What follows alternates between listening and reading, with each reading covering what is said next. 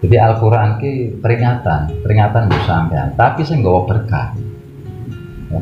Pernah saya mengatakan kepada jenengan, siapa orang ya, yang mau menjalankan isi-isi Al-Quran akan selalu diberi kebarokan oleh Allah Ta'ala. Bahkan ketika jenengan ini mau menjalankan apa isi-isi Al-Quran, ini jenengan ini gak ibarat memberikan mahkota kepada kedua orang tua jenengan yang kemilaunya lebih indah daripada kemilau yang ada di dunia ini. Inilah subhanallah. Maka itu ketika orang-orang yang mau menjalankan, mau merunduk, maka orang yang mempelajari Al-Quran ini nanti bisa dilihat dari akhlakul karimahnya ya. Akhlakul karimahnya ini fasenya akan semakin kelihatan, grafiknya ini kelihatan ya. Semua butuh proses memang, tapi proses itu bisa dilihat. Proses itu ada perkembangan, itu namanya proses. Kalau nggak ada perkembangan namanya bukan proses. Seperti jenengan merebus air, ini ketika prosesnya benar, ini pasti lambat laun air akan menjadi hangat, panas, mendidih. Ini namanya grafiknya naik. Sama dengan jenengan belajar Al-Quran. Ketika jenengan bilang sedang proses, ini bisa dilihat dari akhlakul karimah jenengan. Tindakan-tindakan jenengan ini grafiknya naik apa turun. Ya. Kalau grafiknya ini standar, tapi jenengan ini belum bisa menjalankan. Ya. Tapi kalau grafiknya naik terus kayak gini, berarti ubahnya jenengan sudah mulai menjalankan. Ya. Maka jenengan ini harus bisa dilihat. Ya. Jangan sampai jenengan ini orang seperti berjalan di tempat.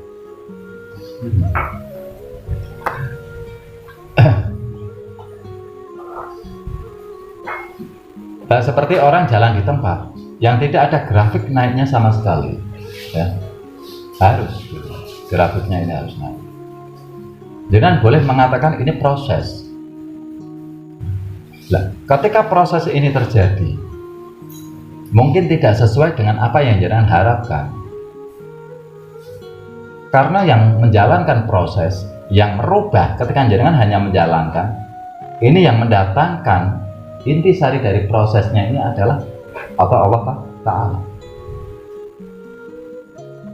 Ketika proses itu sebenarnya hasilnya ini mau dibikin yang lebih baik, mungkin jenengan akan tidak merasa sesuai. Nah, maka di sini jenengan ini dianjurkan untuk selalu bersyukur terus kepada Allah Ta'ala. Selama nafas jenengan masih bisa keluar, mata jenengan masih bisa melihat dunia, jenengan ini harus selalu bersyukur. Karena sebenarnya kesehatan itu adalah harta yang paling indah, harta yang terbesar. Jenengan punya uang banyak pun, kalau dohiriah jenengan ini sudah sakit, maka tidak ada fungsinya harta yang begitu banyak. Saya kasih contoh.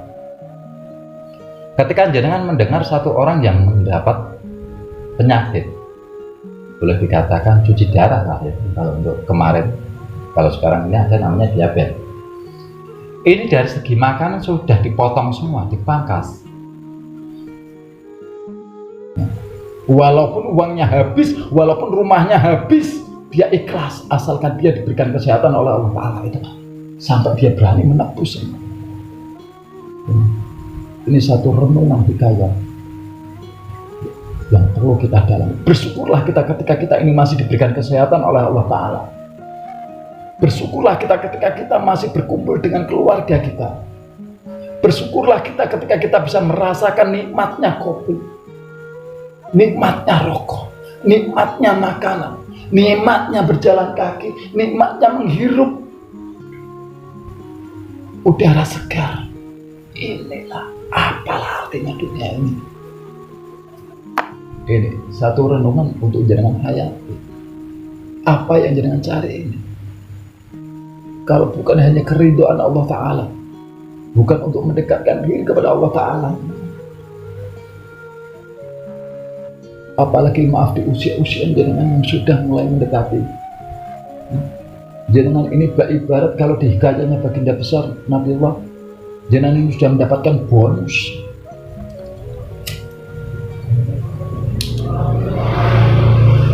Ini ya, maka saya berikan hikayat itu agar apa? Jenengan lebih bersyukur lagi dengan apa yang jenengan sedang rasakan saat ini. Jenengan bisa merasakan duduk nikmat kayak gitu. Jenengan bisa makan enak tanpa ada halangan, nggak boleh makan, enggak, makan semua. Ya. Apa yang datang rezeki jenengan laba-laba, apa yang nempel pokoknya makan. Nempel makan. Nempel makan, nggak pilih. Loh, laba-laba kayak gitu. Maka ada satu hikayat yang mengatakan ketika baginda besar Nabi Muhammad Rasulullah SAW ketika dikejar-kejar orang kafir, orang Quraisy, dia bersembunyi di goa. Di mulut goanya ini laba-laba membuat sarangnya. Ini satu hikayat yang perlu jenengan ambil hikmahnya, ambil ilmunya. Yang dimaksudkan ketika menyelamatkan kesucian, menyelamatkan kita. Ini dengan laba-laba jenengan lihat hewan laba-laba. Dia nggak pernah keluyuran kemana-mana, hanya di sarangnya dia dengan jaring yang begitu kecil. Mungkin jenengan lempar pakai tegesan saja rusak, tapi itu dijadikan untuk menjaring mangsa. Ketika ada nempel plek dimakan, udah diam lagi, nempel lagi plek dimakan. Nah itulah kalau bahasa Jawa nerimo ing panduk.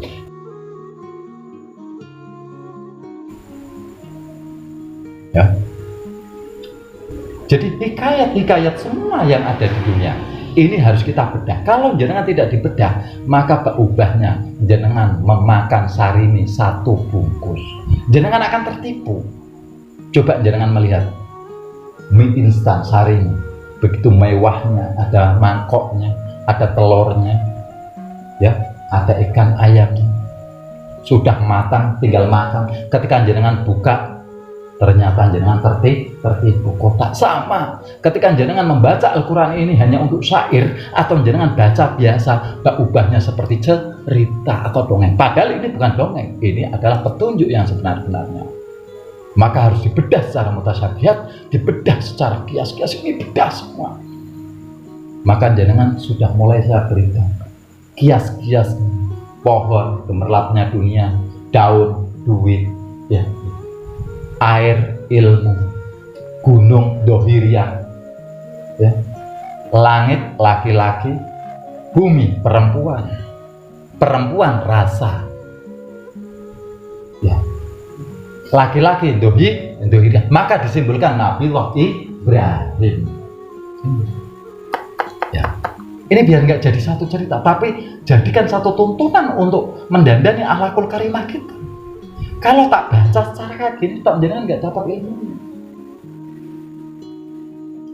Hati-hati. Semua saya bedah, semua. Apa itu batu? Ya, saya bedah apa itu Ka'bah. Ini semua bukan untuk kepintaran jenengan. Saya tidak mengajarkan kepintaran jenengan. Demi Allah saya mengajarkan. Tapi saya mengajarkan jenengan agar jenengan ini bisa mendadani akhlakul karimah jenengan. Jenengan bisa dijadikan satu tindakan untuk mendadani akhlakul karimah jenengan biar lebih merunduk. Saya nggak mengajarkan jenengan untuk berdiri tegak.